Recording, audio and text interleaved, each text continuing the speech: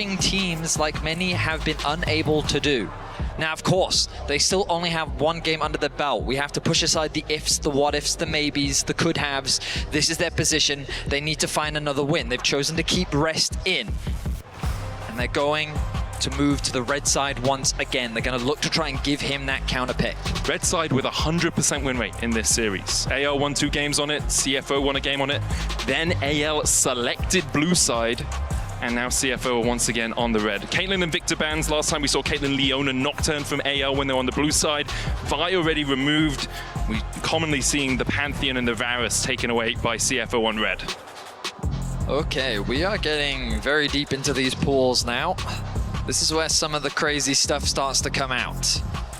Of course, Vi and Pantheon, just 2 very strong junglers on the patch. Of course, you want to take those away. That just makes the jungle pool that much closer. The Scion's still going to be removed, even though it's Rest. K'Sante is the champion you've got to be cautious of against Rest. He didn't bring it out in the last game, but with Gwen gone, I mean, Jax would immediately be the champion you think about as a solid answer, but there's always possibly Ambessa as well. The CFO fans coming out in force. And loud voice here as well. When CFO was starting to bounce back in that game, you could hear the audience here. Really an ignited electricity amongst them. Same bans for CFO as they'll get rid of the Varus as their final ban. Nocturne let through alongside the Leona from anyone's legend. Jace is their first pick. Okay. I'm gonna throw it out there. Malphite is an option. Now, the thing that I don't like Ornn, do you remember when Rest played Ornn last at MSI? It was awful. Doran, yeah. Yeah, Doran just solo killed him like twice. Well, he itemized wrong and he leveled up the wrong abilities, according to Ornn players that I have talked to about it. Right. So it would be a surprise if we see the Ornn again. Definitely Driver's wheelhouse. Aurora locks in instead for Honkyu. Now, in that same series, I don't know if you guys remember Honkyu's Aurora, but he was popping off when they were playing against T1. He's very comfortable on the pick. Again, so I throw out things like Malphite. Shen is also a possibility. K'Sante, I think, is also fine. Like, obviously rough early, but he will get to a point where he's just, I'm K'Sante. Yep. So it's one of Rest's most played. Okay. I like this for Ginger. So much AoE already coming out from them. With the Between Worlds and the Cataclysm. Leona is available as well if you want to add a Solar Flare on top of that. True. With Braum and Alistair gone, like, it would be Rakan into Leona, which is fine. Ooh, Silas for Shanks. I do like this for him. We know him as a playmaker. Gets his hands on a champion like this and he can do some serious work. Of course, the matchup is rough early on. But a couple of good ganks can very much change the dynamics. Instead, they're prioritizing their AD carry. Now, Tahm Kench, oh, nope, they're just going for the mid laner, all right. So Tahm Kench, valuable ban. Really valuable ban here for CFO to make sure they can actually get on that backline. A lot of range as well for AL already with the accelerated shock blast, with Jinx with her rockets. It's going to be very difficult. Thinking about it, do you really want to give it a Silas as well? I don't like it. I'm sure he feels confident in this matchup, which is fine, but picking it into the into the Silas specifically, I think is a rough one, and I prefer this more. Not only do we know Rest to be a very good K'Sante, and when your back's against the wall in a series like this, playing Comfort I think makes a lot of sense. It also just, like, it doesn't give Silas another good ultimate to steal.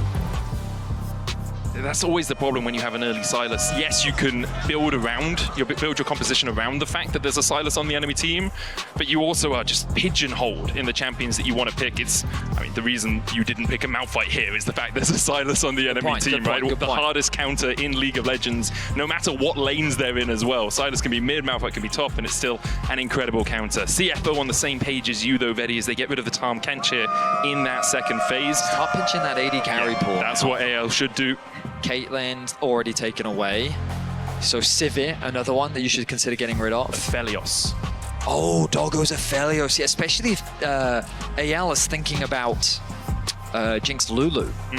Because range supports now, they're very high on the priority list, right? So Draven going to be taken away from Doggo. I very much agree with you. The Aphelios should be considered. I mean, I forget what season it was, but Jinx Aphelios was the meta for God knows how long. Years ago? Yeah. Something like that. The 200 years. And I can tell you right now, Doggo played in that meta. If you guys didn't get to see his Aphelios game, it was, I mean, EU fans can remember that one for a while. I've tried to block it out of my memory, I'm going to be honest. There's a Sejuani ban by CFO, trying to get rid of a non-committal engage source from AL, and also a tank that they could play in the jungle. Obviously, the Glacial Prison, the ability just also to chuck that out at the people. The melees synergizing with the Sejuani as well. Good pairing. All right, so what will the final ban be here? Is it a Civet? Is it an Aphelios? What are they thinking? OYSTER also making a way through picks and bans here. Hasn't had a great time at MSI. I don't think you'd want to pick it into the Jinx either, but I'm just putting it out there because it is so often highly prioritized when it comes to draft. The thing is, if you lock in Aphelios now, if they don't go Lulu, you could just do Lulu yourself. But you could go Thresh first and then go the Aphelios second. Blood. Well, so because AL could just do Blitzcrank, that's why, yeah. Yep. So the reason Blitzcrank is great into Thresh is Thresh's hook CCs himself. So if he throws out a hook, you can just hook in response and you pull him in. Yep, this is what I was worried about. This is why I preferred the Aphelios first pick, because then you could have responded if a hook champion comes out on the other side. But yeah, all right. Oh, okay. Oh, Maokai. I mean, it does everything never go you want wrong it to with do. a Maokai. Yep. Gives you zone control, allows you to control those neutral objectives really well, and is a tank, which is really what AL are looking for, someone on that front line. Also the saplings. Go tanky this game rather than AP. Also the saplings give you vision for the hook. Ashe currently the hover for CFO. Long range pick potential, really good with the Jarvan, with the Thresh. It's a bit scary versus Maokai. I mean, Doggo playing Kog'Maw, if he doesn't use the Corgi skin would disappoint me, I'll be honest. But it is going to be Sivir instead. I mean, so I prefer this more into the Blitz. Yep. Because you do have that spell shield available to you, right? Early CC as we get into game 4 here between Anyone's Legend and CFO. In a series that a lot of people predicted would end in a quick 3-0 for AL, CFO have shown that they are not here to be a punching bag. So consistently through this MSI, they have surprised expectations, and even though they continue to be the underdog, I think Doggo has shown just how much an underdog can do. I mean, so at first stand, when they competed and they started winning a bunch in the group stages, the conversation was, well, a bunch of the other teams are jet-lagged, people are underperforming, sure, right? Like, there was what I would define as excuses, right? It was very much a other team doing bad rather than necessarily CFO doing good. And then what do? They push KC to 5 games, right? And that intense best of 5, very close to securing a spot in the finals of first stand, which would have been absolutely massive for them. They fall short. Then they come to MSI. People are now talking them out a little bit more, right? A little bit more optimistic. But of course, you always have to be careful because dominating the LCP doesn't always translate to the international stage. And so even though they did have a very good spring, does that necessarily mean that you're going to perform well at MSI? Let me tell you, they have done. Pushing T1 to the full 5 games, knocking out Koi, and now here against AL, they were so close to being 2-1 up in this series. They're a team that has showcased an insane level of potential. The skill ceiling on their individual members is incredible. And again, while we do see some mistakes at times, by and large, they are very consistent and they are a good team. We'll see if they can bring us to a 5-game against AL, the #1 seed from the LPL, a tournament favorite, mind you. Yeah, we're taking Gen G to 5 games last week. And what I love for CFO is it's kind of this mix of old and new blood as well. You know, you've got Reston Driver and Honkyu, who we haven't seen too much on the international stage. And then you've got Doggo, who was so good, he went to the LPL and then struggled there. You've got Junja, who has been the face of the LCP for God knows how long. And Kaiwing, who just passed 100 games on the international stage, only the 32nd player to ever do that. As Shanks is feeling the pain against this Aurora. It's so tricky for the Sylas. He's gone for that Doran shield. Hook from Kaiwing does not connect, but the Boomerang Blade does on Kyle. He's got a biscuit and a pot, so he'll be happy enough in this lane. Yeah, that mid lane matchup is definitely a rough one. For now, though, it's CFO with pushing mid, pushing bots. Jarvan on the bot side of the map as well. You could look for both a mid dive. Bot dive might be a bit ambitious with the HP bars that we're seeing, especially this early on. CFO could consider an early swap. They definitely could. Push in, get that Jace a little bit behind. I do think the Cassante will obviously struggle a little bit more in the 2v1. the Jace having that range, but Cassante much better with low econ. So the hook is going to hit onto Kyle. It's more for poke than anything else. Down to 200 HP as Kyle walks forward. Good spell shield from Doggo into the lantern. Pops the emote as well. He just walks away. Ginger looking for the flank here, Vetti. That dive that was a little ambitious earlier, looking very realistic right now. Doggo doesn't have much mana, but the Maokai's on the top side of the map. Ginger spotted on vision. Here we go. Tarzan a mile away. Kaiwing looking for that hook. Ginger steps forward. Hook's going to land onto Kyle. He's pulled back, played. And first blood goes to CFO. Tarzan looking for the flank here onto Honkyu in the mid lane. Kaiwing surviving towards the bottom side. Hope electing not to go any further as they get the twisted advance in the mid lane onto Honkyu. Shanks looking for the damage, but doesn't have a huge amount of mana. The twofold hex might be enough from Honkyu here. He flashes over the wall in the void. Sprang smash against the auto down. The sapling will send him to his grave, but in a 2v1 he finds the kill. Tarzan knocked up by Ginger. No red buff on him though, so I don't think he's going to chase any further. CFO in game 4 continue to play as they often do, with nothing but confidence. The push in mid, the push in bot. Honkyu, we said what he was capable of doing on this champion, and he shows it to us once more. 2 kills to their name already. A small gold lead, but look at that. A 9 CS advantage in the 1v1. We look back at this play. A beautiful hook connects from Kaiwing, and I mean, that's just certain death guaranteed. They don't even have to manage the tower aggro. Meanwhile, in mid, Honkyu, he sees the Maokai, he's doing what damage he can onto Shanks. But the thing is, once these cooldowns have been used, they don't have anything left. Meanwhile, the auto attacks are still stacking on the passive of Shanks. And so Honkyu pops the health pot, which is super valuable, flashes over the wall. They lose vision. The Observer's shoulders right there, buying him that extra bit of time to land that last auto. And the coaching staff elated as they should be. This guy's 18 years old, Vetti. This guy is 18 years old and making a name for himself in the LCP and now on the international stage. Both the bot lanes have swapped up to the top side. Teleport coming out from both Rest and Flandre to go down towards bot. Flandre actually going for the cull here as Honkyu turns the damage back down onto Shanks, gets that electrocute proc, and will force him low. Honkyu about 2 minions away from hitting level 6 here. Shanks does still have his flash. The swap that we were talking about coming through, well, it's already come through, I should say, from Hope and Kyle, but now the Sivir looking to match on the top side. Another swap is going to happen from Hope as they... there we are. Look, you can see the Jinx sitting on the minimap, going to path back towards the bot side, so they're trying to avoid this 2v2. Oh, I might stand corrected. Now that Sivir's been spotted, looks like they want that 2v2.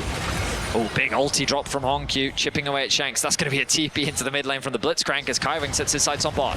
Flandre needs to be careful here because there's the lantern, there's the play. Flandre, he was looking for the prediction flag on the death sentence, but it's still enough. Kaiwing will take the kill. CFO will claim the feat of strength, or the feat of warfare, as they pick up the first 3 kills of the game and a 1,000 gold lead here, Vetti. Flandre, patient with the flash, but it's not enough against Ginger. Beautiful EQ flash combo to still get that knockup. CFO secured their 3rd kill of the game. You can feel the momentum quickly shifting the way of CFO. In this early game, they need to keep things going. Vision going to be lost around the dragon. The 280 carries matching on the top side. Honkyu got to get away. Kyle's fishing. Veil. Kyle will land the hook onto Honkyu, but a great winning!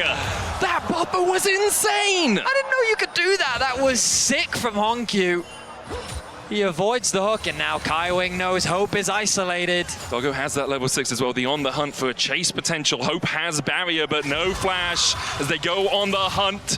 The Flame Chomper's down. Kaiwing will land the hook again, and all hope might be lost. He survives. Kaiwing can't tank up any more tower shots up towards that top side. Kyle on his way across as well.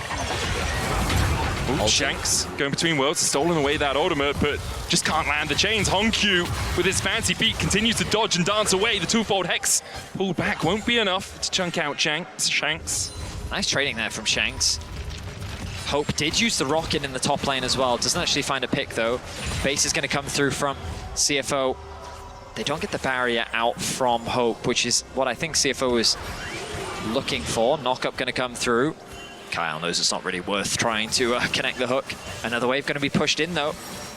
And that is a very healthy lead for Doggo, securing the kill. Nice CS advantage. Mid also with an advantage. Grubs being started off by Tarzan. He's no stranger to this objective. Smite's going to come through, and I imagine he's just going to back away. And he gets one of them. Might look for a second as well. The Lantern down. Ginger will get a smite of his own. Okay. Getting the second, obviously taking away that objective for the feats is quite nice. Honky was low mana in the mid lane as well. But also, Doggo had just backed, and they knew that Hope was making his way back out onto the map, so if they forced that fight, they were guaranteed to be at a numbers disadvantage. They wisely disengage. They'll give 2 grubs to 1, not the end of the world. CFO going to set their sights on the Dragon. Their mid laner did just go back to base. Doesn't have TP either. Kyle going to fish with a hook and doesn't quite find it. The Sivir now making his way to the bot lane. And CFO should get this one uncontested, as we know Tarzan's on the top side of the map, but also a bunch of resets have just come through from AL. And a bunch of question mark pings coming out towards that top tower as well from CFO. I'm not quite sure where the enemy is. Doggo looking to push this wave in. It's a cannon wave, so actually Hope should be able to catch this, but still about a 24 CS lead right now for Doggo. That will be culled down to about 18 or so. Some Super Mega Death Rocket goes just wide of Doggo and Kaiwing. Doggo now finished his Essence Reaver already, only 9 minutes into this game. Has that first completed item, foregoing boots entirely for it, Fetty. Now Shanks opting for that Rod of Ages build. We see it a lot against burst champions specifically, just providing you with that extra bit of HP, especially when Shanks wants to get into the thick of the fight. Hook will connect. Ninja, flag and drag forward. There's the Flay as well, and the Lantern to bring Doggo into the party. Spell shield away from the Flame Chompers. And Kyle flashes to relative safety underneath his tower, but now Hope needs to be a little bit cautious because he's on his own down in this bot lane for a while. Certainly is. And Doggo has a huge amount of wave clear available. Shanks jumping onto Honkyu. Weirding goes that extra bit of HP. Oh, between the veil we go as Honkyu looks for a little bit more damage. Dashes across. The Kingslayer coming out from Shanks to heal himself up enough to survive the burst. He got very scared there. The flash he felt was necessary to get that HP back. You can see in the extended trades, Honkyu is just getting the better of his opponent. Working towards the double haunting guys, as we see so often from this mid lane Aurora. And Doggo continues to move around the map. He's setting up for a play on top lane. Flandre is ultra respectful, as he is super cautious. There's the ward and immediately disengages. Wise to recognize that we've been seeing a lot of swaps, and he will not fall prey to this one. And if you're AL, your hopes are kind of on Flandre right now. The one of only 2 players on your team with a gold lead. If he can draw pressure up towards this top side, it does give free time for Hope to get back into the game a little bit. Currently about 300 gold in the hole as he pushes out this wave. Rest is here with his teleport. Flandre has one to match if he wants it. Honkyu's TP coming up in a second, but for CFO, forcing Flandre behind is great. Making sure that he can't get extra gold, can't get towards these big items on the Jace as Honkyu and Shanks trade once again in this mid lane.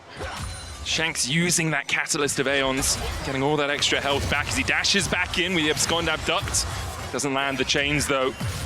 Honkyu trying to sidestep that extra damage. Kyle. Honkyu has to flash the hook. Honkyu using the W and just going the wrong direction. Kyle reads it well. But the reflexes on him, I mean, that's 18-year-old reflexes right there. Really Flashes that one. And, okay. I love how proactive both these supports are being on the map, constantly looking for hooks, seeing if they can convert it into a pick. Hope now swapping back towards the top lane. Doggo being sent to bot. Essence Reaver finished with the 2 daggers. Doggo in a great position as the tension continues to mount. This gold lead hasn't really extended that much more in favor of CFO. I think it's really CFO trying to make sure that AL can't allocate the gold where they want to. Because I think Doggo into Hope would be fine. I think they'd have a whale of a time in that matchup. Just Ricochet, push him out, you know, make sure that he's not enjoying himself. But they keep matching Doggo into Flandre. They keep overloading Flandre's side of the map and trying to force him into disadvantageous situations. So you can see here, Hope was just top lane. He's now opening it up through bot. Flandre is the one that's going to teleport to the top when Rest had run to top to match Hope. Well, the idea is good, but Flandre sitting still very pretty right now. Oh yeah, he's still very At the very least, it's alleviated some pressure off of Rest, working towards that frozen gauntlet. And Doggo, he is very safe. Has the Lantern to take him away to safety. It's a lot of damage onto Kyle as well, who only has the Swifty Boots and the Kindle gem right now. Here's what I'll say. 80 carries like this, often games just become about them. Yeah. like, even if CFO is winning, it takes a single kill on Jinx to completely turn a fight around. Especially with the resets. And the same thing for Zivit. If you just leave her alone for like 5 seconds, maybe even less, 3, and those ricochets start bouncing, they melt through a team fight. And that's like, the main reason why I love Fearless is because we do see so many different types of compositions that come through, but especially as we get later in these AD carries, become a much bigger piece. Right now, it's hard not to turn your eyes towards Doggo, who just has been a standout. And that's not like Hope has had a bad series by any means. He started off the series with a fantastic performance himself. But Doggo in that last game, the quadra kill was just crazy from him. His Ezreal performance, absolutely crazy. Got 2 wins on it so far at this MSI. And I think the thing for CFO is a lot of their frontline is just distraction for Doggo, right? It's you put down the Aurora ult, you put down the Cataclysm, you put down the box, and it's just all about making sure that Doggo has that time to get the ricochets down. For AL, they don't really have the tankiness to survive through those ricochets. It's Leandri's into what seems like bloodletters here for Tarzan, so he's going to be really squishy. Will do a bunch of damage, but be a little bit hard for him as Doggo is the one caught out, and he puts the spell shield, but still caught by the Flame Chompers. There's the shutdown for Hope, and he evens out that gold in the AD carry position. Much needed gold injection for Hope. And the combo was clean. The traps come down, and as you identified, Medic, the spell shield was on the knock-up of Kyle. So when he takes the Lantern to safety, he actually gets dragged through the traps and locked up. The flash follow-through comes from Tarzan.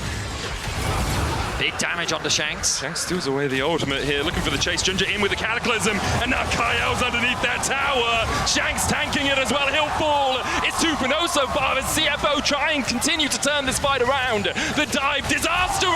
Hope almost falls, but he has the barrier just in time to survive through Honkyu's burst. Junja makes a massive play for CFO there. AL think for themselves, oh, this is an isolated Honkyu, we can quickly convert this into a kill. But without any hesitation, Junja ults into the play. We'll start with this pick on mid lane. Doggo thinking he can get a great trade onto Hope. Gets locked at the hit. The spell shield's the knock up, but then gets dragged through the traps. Gets rooted up, ends up falling, and the shutdown going over to Hope is a huge gold injection. Then they say, well, we've got 4 members. Honkyu is isolated in the bot lane, but then the ulti onto Kyle, knowing that he doesn't have his flash available, means that he gets locked up. Shanks is then quick to follow because he gets the tower aggro. And while Hope looks safe, ready to turn this fight in their favor, the damage from Honkyu was monstrous. He is in a really strong position on this Aurora. 700 gold ahead right now. Ginger as well has finished that Sundered Sky, double Ruby Crystal for a little bit of extra health.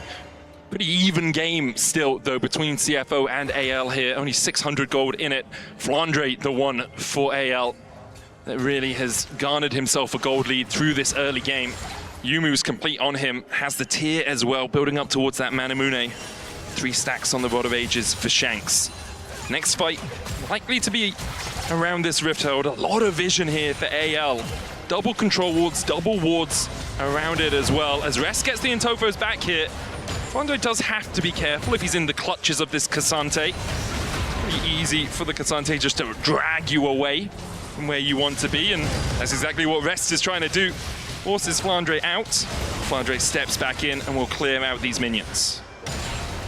Rest should feel very comfortable in this matchup right now. It's going to be very difficult for Flandre to have any real kill threat on him. With the Herald alive. 2 items on Doggo already. Yep. I was just about to say, I feel like it's AL that need to be cautious, but as we've learned from this series, AL, they like to contest objectives. Do they have a deep water TP to? Quick check. Right now they don't. Yeah.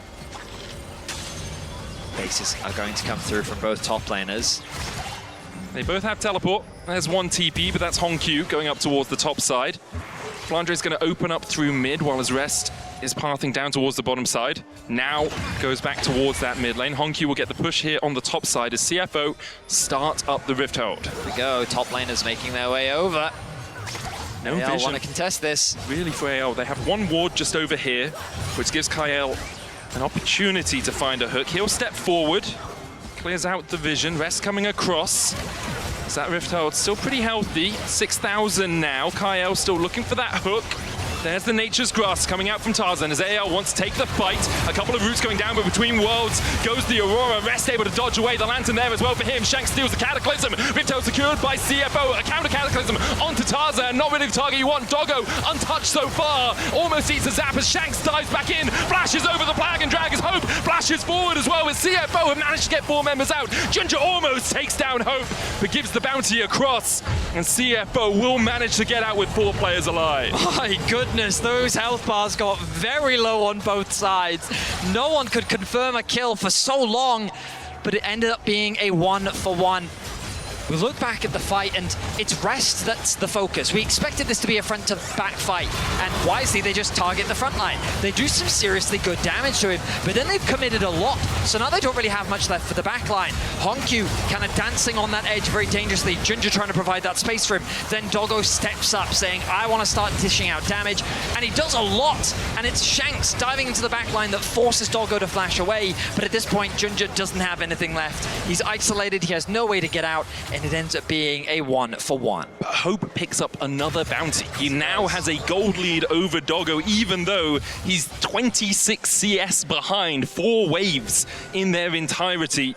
Hope's picked up the bounty off Doggo and Ginger so far this game, and he can be a difference maker here for AL. Has that Infinity Edge now complete. Honkyu, on the other hand, 1,000 gold lead over Shanks. Having an absolute stormer so far. No one here to answer on the top side. AL will get their first tower of the game, but CFO have already secured a turret of their own and have those feats of strength complete. Dragon alive. CFO quick to start this objective off. Doggo with the push in mid. The Herald there to assist with that push. Right now, AL's a little scattered. Shanks hovering on the bot side of the map, trying to find an angle in. Right now, he can't find one. The bait is coming through from Tarzan, so it looks like they're just going to concede this. Tower secured as well. A gamble as the Jinx rocket comes through to try and steal, but it's not going to convert into much. It would have been the most adventurous contest I've ever seen if AL decided to fight around that one. They'll give up the second dragon for CFO, but having got a dragon themselves, that's Soul not really too much of a worry right now.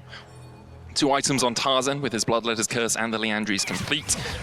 And it feels like, you know, CFO are in a strong position. Fight's kind of coming out towards their favor, but it's basically even between these 2 teams, especially with Hope getting those couple of bounties. He is back to a strong position on this Jinx. Flandre as well, if he gets some time to poke and prod with those accelerated shock blasts, has the Manamune all the way up to the Muramana and that U-moves. Atakan, possibility. Kaiwing trying to retreat, get away from that sapling so he can't be slowed. The hook from Kyle. That rocket not going to grab anything. As Rest is up towards the top side right now, working his way down, doesn't have the teleport. No TP as well for Shanks. He just went back to base. Atakan started by an accelerated shock blast, but not really either team wanting to actually take the objective right now. It's Shanks whose positioning is the most awkward. Hongyu going to go back to mid lane to clear out another wave. Now the Atakan has been started off. Another wave pushed in. The wave clear from CFO is relentless. But they recognize that this is still a very dangerous fight to take.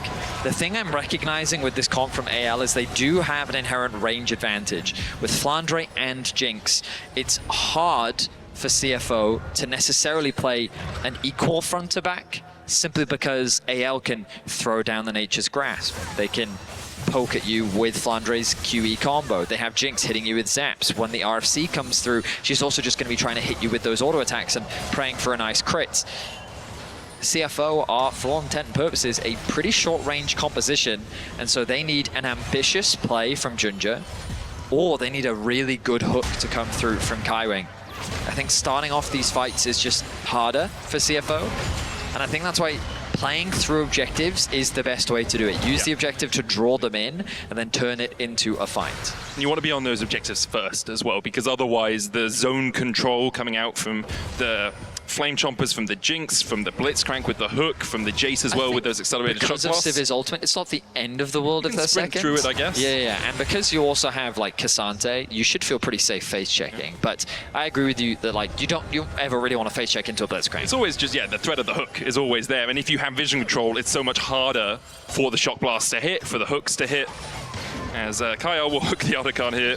There was no one backing him up, so even if he had caught Honkyu, it was tentative at best. Like maybe I get a flash out, maybe I get a spell out of Honkyu. The bot lane tower is really the focus for both these teams right now. CFO will keep this Atakan aggroed, at least for the time being, as AL begin to collapse here, Betty. Bot tower finally secured. AL see the Atakan is being started. They go through the bot wave, but CFO have disengaged from it. Shanks looking to get the push. HP bars are a little low. You can look at rest. The poke now coming through from AL. They know they have the health advantage, and they should feel confident to start this one off. Junja healing up off the Gromp a little bit. The Atakan resets. Very tense between the two teams. Oh, lots of pings coming out on mid, though. AL might use the fact that CFO over-invested on this bot side just to take this mid tier 1 down. Shanks with the level 10 on the Rod of Ages, now closing the experience gap. TP in mid lane is super dangerous. It's rest. He should be okay. As Shanks jumps in, and he's not okay at all. Has to flash across the wall. Shanks gonna dive forward, and the Super Mega Death Rocket hits its man. I thought Cassante would be tankier as Shanks flashes in and looks for another. He'll get the double. CFO trying to react to anyone's legend, but they just weren't quick enough. Kyle gonna sidestep the poke from Honkyu.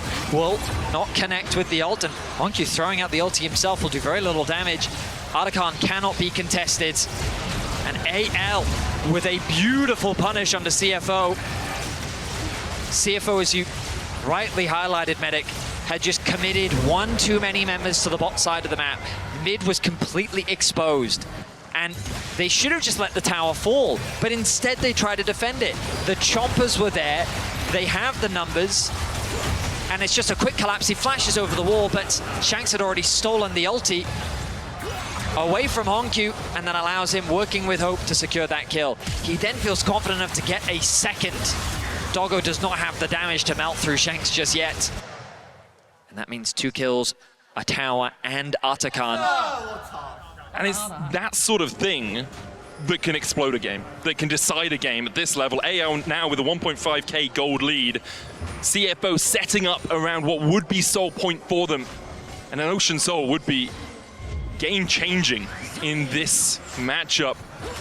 But AL force CFO out of the jungle. Rest is pushing through bots. Recall coming out. Shanks just short of eating that death sentence. Shanks has bounced back very nicely in this game. And again, like CFO they're sending a lot to the bot side.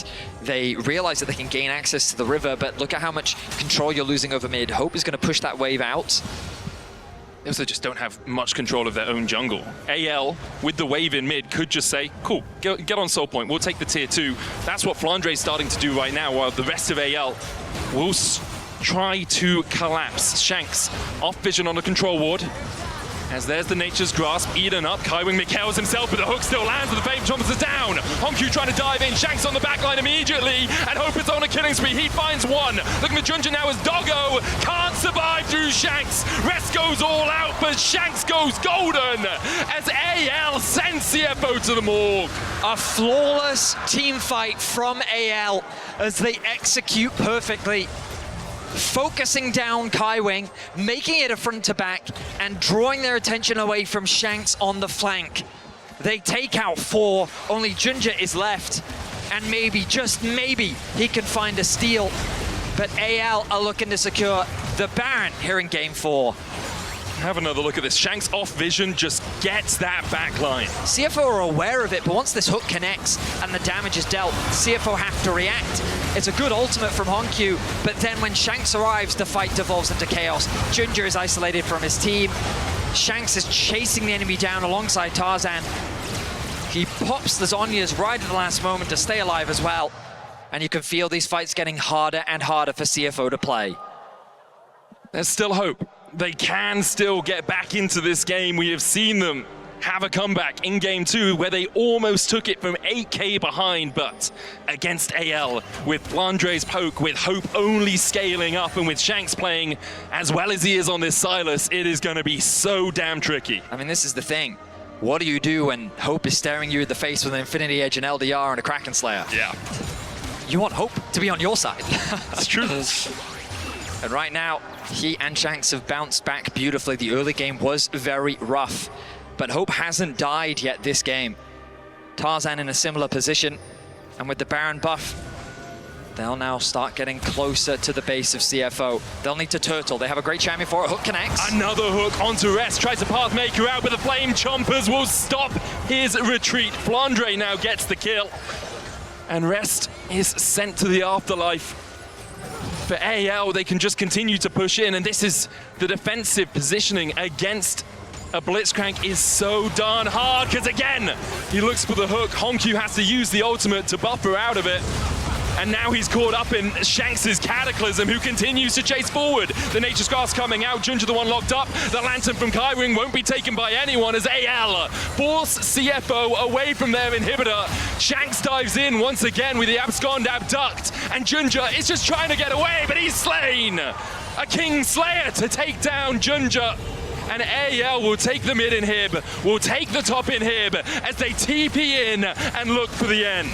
AL is looking to close things out. It was a hard-fought series. They were pushed to their limit, but AL see the Nexus. Shanks dives in, goes between worlds, the Nexus towers fall, and CFO can only watch as AL rip them to shreds.